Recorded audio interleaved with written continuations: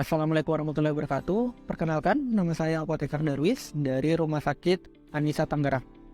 Insulin adalah salah satu hormon yang diproduksi oleh pankreas. Sehingga dengan adanya insulin, ketika kita makan, glukosa yang diproduksi pada saat kita makan akan diimbangkan dengan penggunaan insulin. Insulin pen adalah salah satu alat yang digunakan secara konvensional untuk menyuntikkan kepada pasien diabetes, terutama pasien diabetes tipe 1, sehingga memudahkan pasien dalam pemberian insulin. Siapa sih pasien yang dapat menggunakan insulin? Pasien yang dapat menggunakan insulin adalah pasien diabetes tipe 1. Dia adalah pasien yang tidak dapat memproduksi insulin dikarenakan ada kerusakan di bagian pankreas, terutama pasien-pasien yang di bawah 40 tahun dengan diagnosa diabetes. Kemudian yang kedua adalah pasien dengan penggunaan antidiabetik oral tetapi tidak terkontrol gula darahnya walaupun pasien secara rutin menggunakan antidiabetik, sehingga membutuhkan insulin untuk mengontrol gula darah pasien, baik itu secara tunggal maupun secara kombinasi. Insulin terbagi atas beberapa. Yang pertama adalah insulin short acting atau kerja pendek. Yang kedua ada yang rapid acting atau kerja cepat. Yang ketiga ada kerja menengah atau intermediate acting. Yang terakhir adalah long acting atau kerja panjang. Yang saya pegang adalah insulin rapid acting. Kemudian ini adalah insulin long acting, dan ini adalah insulin yang mix atau ada beberapa kombinasi dari insulin. Sama seperti ini adalah insulin mix. Cara penggunaannya seperti adalah yang pertama, pasien diwajibkan cuci tangan sebelum menggunakan. Yang kedua, ini adalah pen insulin, jarum insulin ya. Untuk penggunaan jarum insulinnya, pertama kita akan mencabut penutupnya pertama kali seperti ini.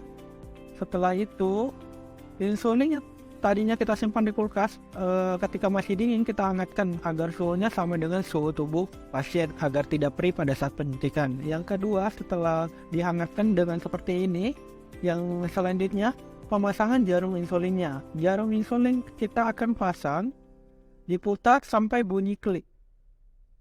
Setelah dipasang, jarum penutup pertama dibuka, nanti disimpan untuk digunakan untuk menutup jarum insulin yang pertama nantinya. Kemudian ini jarum kedua kita cabut.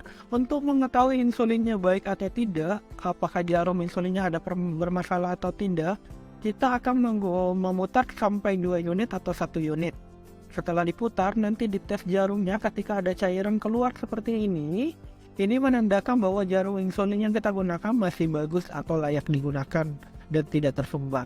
Ketika sudah dites, jarumnya sudah siap, maka kita akan mengatur dosisnya sesuai dengan instruksi dari dokternya. Ketika dokternya meminta 10 unit, diputar sampai angka 10. Dilihat apakah angka 10 selurus dengan garis tersebut. Ketika sudah selurus, maka kita akan menyuntikkan bisa di bagian lengan, perut, ataupun paha dan bokong.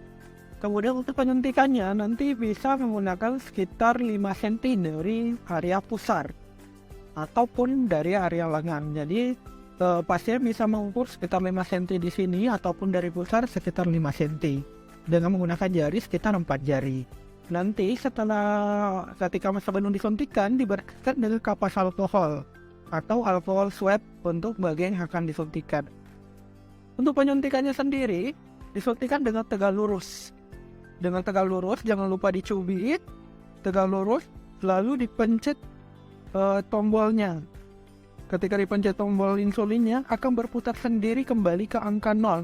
Ketika sudah mendekati angka 0 atau mendekati angka 0, jarumnya kita tahan sekitar 1 menit sehingga insulin yang kita suntikan tidak keluar lagi. Setelah itu boleh dicabut. Dan untuk jarumnya kita lepaskan dengan menggunakan penutup yang pertama kali. Kita lepaskan, kemudian insulinnya disimpan. Kenapa jarum insulin kita lepaskan? Untuk menjaga insulinnya tetap steril, sehingga udara dari luar tidak masuk dan merusak insulin. Setelah itu nanti kita simpan insulin kembali di kulkas atau lemari pendingin. Sobat Anissa sudah paham kan cara penggunaan insulin? Saksikan pojok sehat berikutnya dengan nakes lainnya. Oke, terima kasih. Assalamualaikum warahmatullahi wabarakatuh.